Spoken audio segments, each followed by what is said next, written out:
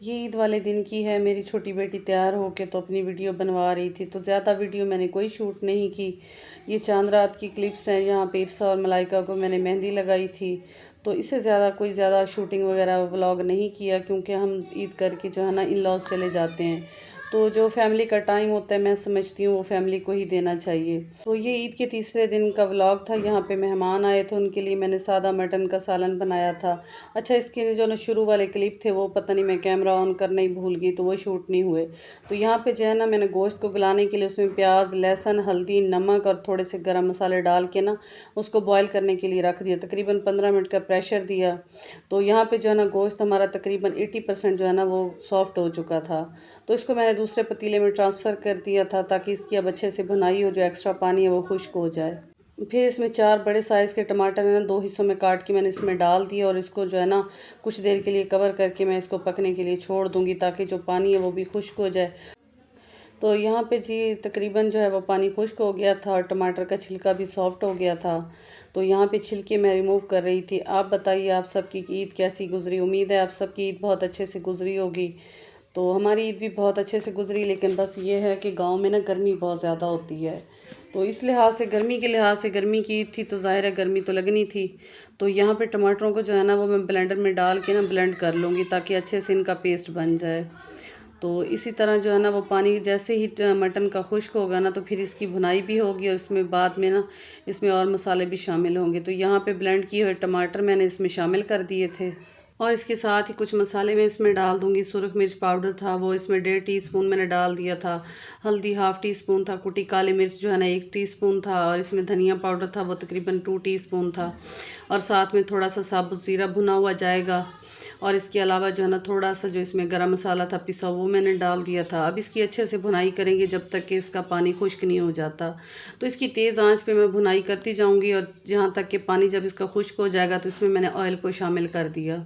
अब इसकी ऑयल के साथ अच्छे से भुनाई करेंगे, यहाँ तक कि जो है ना मटन भी जो है हमारा अच्छे से वो सॉफ्ट हो जाएगा, और इसकी जो तरी है वो ऊपर आ जाएगी। तो इसके साथ ही जो ना 1 टीस्पून कसूरी मेथी मैंने डाल दी थी, इससे बहुत अच्छी खुशबू आती है। तो इसके साथ जो है ना जो मटन की भुनाई है वो आपने बहुत अच्छे से करनी है। अच्छा, बाज़ दफ़ा ऐसा होता है कि मैं पहले से भुनाई कर लेती हूँ, लेकिन कभी कभार जो होता है वो बाद में भी इसकी मैं भुनाई कर लेती हूँ। तो यहाँ पे 3 हरी मिर्चें शामिल कर दी थी, और थोड़ा सा पानी मैंने इसमें शामिल कर दिया था, ताकि एक अच्छी सी इसकी ना ग्रेवी बन जाए। तो इसको पकने के लिए मैं छोड़ दूँगी तकरीबन मीडियम आंच पे ना 10 मिनट से 12 मिनट जो है ना वो काफ़ी हैं। दूसरी साइड पे जो है ना वो चिकन पुलाव की मैं तैयारी कर रही थी। टाइम कम था, और मैं चाह रही थी कि जल्दी से काम हो जाए, ताकि बंदा फ्री हो के ना फिर मेहमानों के पास अच्छे से बैठ के ना गपशप लगा सके। तो यहाँ पे प्याज हमारे ब्राउन हो चुके थे, या लहसुन भी मैंने कूट लिया था। अब इसमें जो है ना लहसुन को मैंने शामिल कर दिया था। इसको 1 मिनट के लिए फ्राई करेंगे। जैसे लहसुन की खुशबू आने लगी तो इसमें कुछ खड़े गरम मसाले हैं वो मैंने शामिल कर दिए, और इनको जो है ना वो कुछ सेकंड के लिए मैं फ्राई कर लूँगी। फिर इसमें थोड़ा सा पानी का छींटा लगाऊंगी, ताकि हमारे प्याज़ों का जो ओवर कुक है वो टाइम जो है ना वो रुक जाए। तो इसमें जो है ना पानी का छींटा मैंने लगाया था, ताकि प्याज जो है ना वो ओवर कुक ना हो। तो यहाँ पे अच्छे से जो है ना प्याज जो है ना वो हमारे फ्राई हो चुके थे। तो अब इसमें जो है ना मैं चिकन शामिल कर दूँगी। चिकन को वॉश करके मैंने पहले रख लिया था, ताकि जो फालतू पानी है वो इसका जो निकल जाए। तो यहाँ पे चिकन को मैंने शामिल कर दिया था। अब इसको जो है ना तेज़ आंच पे मैं इसकी भुनाई करूँगी, और इसके साथ ही हरी मिर्च और कटे हुए टमाटर वो भी डाल दूँगी, ताकि इनकी एक साथ है ना अच्छे से भुनाई हो जाए। अब इनको अच्छे से भून लेंगे, और इसमें जो है ना 1 पैकेट बिरयानी मसाले का मैंने शामिल कर दिया था। इससे टेस्ट बहुत अच्छा आता है। अच्छा, ये घर के मसालों से भी बन सकता है, लेकिन पता नहीं मुझे क्यों इस तरह ना पैकेट का मसाला इस्तेमाल करना अच्छा लगता है। तो यहाँ पे जो है ना थोड़ा सा इसमें मैंने सुरख मिर्च और धनिया पाउडर वो डाल दिया था, और इसमें थोड़ा सा पानी डाल के ना इसको पकने के लिए मैंने छोड़ दिया था तकरीबन 6-7 मिनट के लिए। तो इस साइड पे जो है ना वो तकरीबन सालन भी मेरा पक के तैयार हो चुका था। तो मज़ेदार सी जो है ना मटन की ग्रेवी बन के तैयार थी। तो यहाँ पे मैं चेक कर रही थी कि इसमें नमक वगैरह कम तो नहीं है। मुझे थोड़ा सा नमक कम लगा, तो वो भी मैंने इसमें शामिल किया था।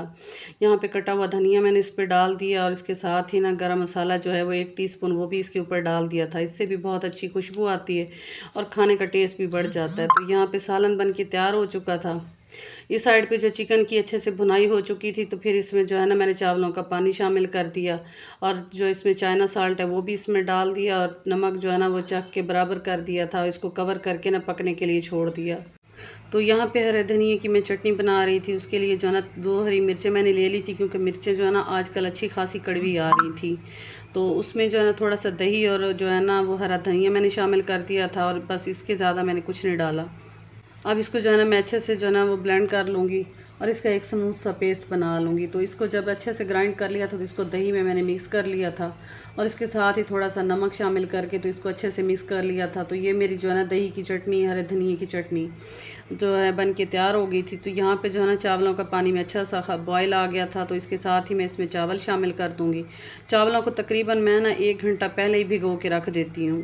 इससे क्या होता है कि चावल जो है ना हमारे बहुत खिले खिले बनते हैं, और वो जो खासे साइज़ में भी बड़े हो जाते हैं।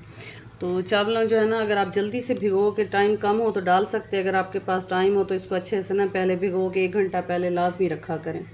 तो यहाँ पे मुझे थोड़ा सा नमक कम लगा तो वो भी मैंने इसमें शामिल कर दिया, इसको कवर करने के लिए, पकने के लिए छोड़ दिया था। तो अब जो है ना साथ में मैं सलाद बना रही थी। उसके लिए खीरे, प्याज और टमाटर मैंने ले लिए थे। आप अपनी मर्ज़ी से जिस शेप में चाहें सब्जियों को काट लें। मैं यहाँ पे जो है ना क्यूब फॉर्म में इनको काट रही थी, तो मुझे अच्छा लगता है क्यूब वाला जो सैलेड होता है ना। तो यहाँ पे खीरों को भी मैं क्यूब की शक्ल में काट रही थी, टमाटरों को भी इसी साइज़ में काट लिया था, प्याज़ों को जो है ना काट के मैंने पहले सिरके और नमक वाले पानी में जो है ना उनको भिगो के रख दिया था, ताकि जो प्याज़ों का कड़वापन है ना वो ख़त्म हो जाए। तो यहाँ पे जो चावलों का पानी था वो अच्छा खासा जो है ना बिल्कुल सोख हो चुका था, दम वाली स्टेज पे आ गए थे। तो इसको जो है ना मैं 10 से 12 मिनट के लिए ना हल्की से, बिल्कुल हल्की सी आंच पे ना इनको कवर करके ना दम लगा दूँगी। तो ये चिकन पुलाव जो है ना बहुत ही मज़ेदार बनता है, और सच में ना ईद के इतने दिन जो है ना वो गोश्त खा खा के ना मुंह का टेस्ट बिल्कुल ख़राब हो रहा था। दिल कर रहा था कोई ना कोई सब्ज़ी बनाई जाए, लेकिन खैर अभी मेहमान आ जा रहे हैं तो फिर ज़ाहिर सी बात है गोश्त वगैरह बनाना पड़ता है। तो सब्जियों की कटिंग जो है ना वो तकरीबन हो चुकी थी। यहाँ पे खीरे भी, टमाटर भी कट हो चुके थे, प्याज को भी मैंने वॉश कर लिया था। अब इनको जो है ना मैं एक बाउल में मिक्स कर रही थी। इसके साथ ही ना मैंने एक हाफ़ टी स्पून जो है ना वो काली मिर्च का शामिल कर दिया था, और इसमें थोड़ा सा जो है नमक शामिल कर दूँगी, और 2 टीस्पून जो है ना वो सिरका शामिल कर दूँगी।